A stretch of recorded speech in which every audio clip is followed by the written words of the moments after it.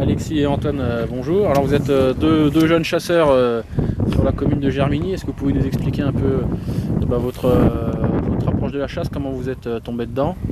Et puis vous nous expliquerez après votre territoire et comment vous chassez. On commence par Antoine. Ouais. Donc là on est sur le territoire de Germigny-sur-Loire, un territoire où on chasse essentiellement le petit gibier, nous faisons perdrix, lièvre, lapin, quelques bécasses et pigeons, quelques battues au grand gibier dans l'année, mais nous en ce qui nous concerne tous les deux on chasse que le petit gibier toute l'année, donc au chien d'arrêt avec une race assez rare, le Münsterländer.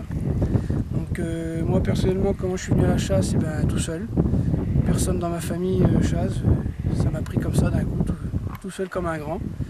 Ça fait maintenant 5 ans, 5 ou 6 ans. Et puis voilà, donc Germigny-sur-Loire pour le petit gibier, et la bécasse vers Varzy. Voilà ce qui me concerne.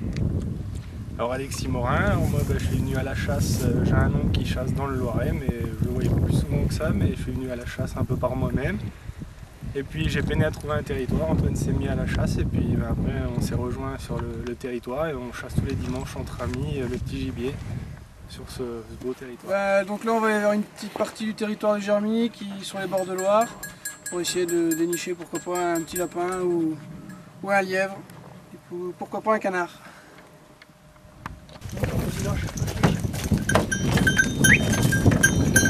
Ah, c'est bien.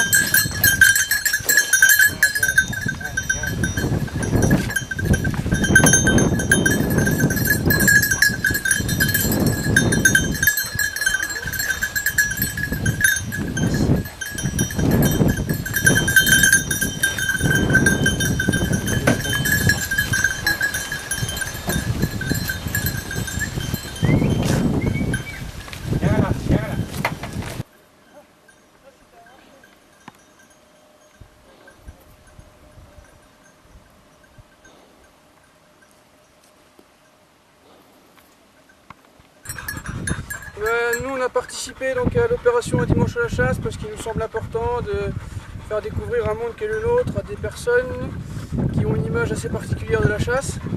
Donc voilà, donc ce matin on a accueilli 2 personnes non chasseurs qui ont tout à fait apprécié la matinée, vraiment agréable à leurs yeux, et pour l'un d'entre eux, passer le permis de chasse est un projet futur. Donc voilà, comme quoi les opérations comme ça sont utiles. Il semblait important de parler donc, du monde de la chasse aux non-chasseurs, parce qu'on entend pas mal de choses, notamment négatives à ce sujet.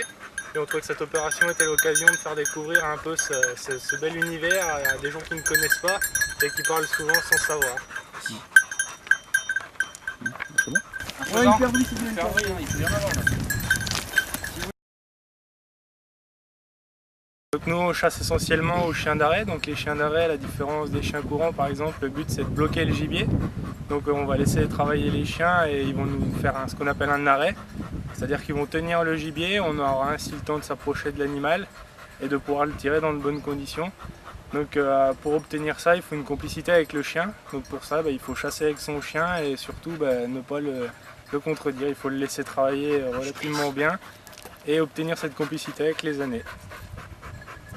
Voilà, c'est bon.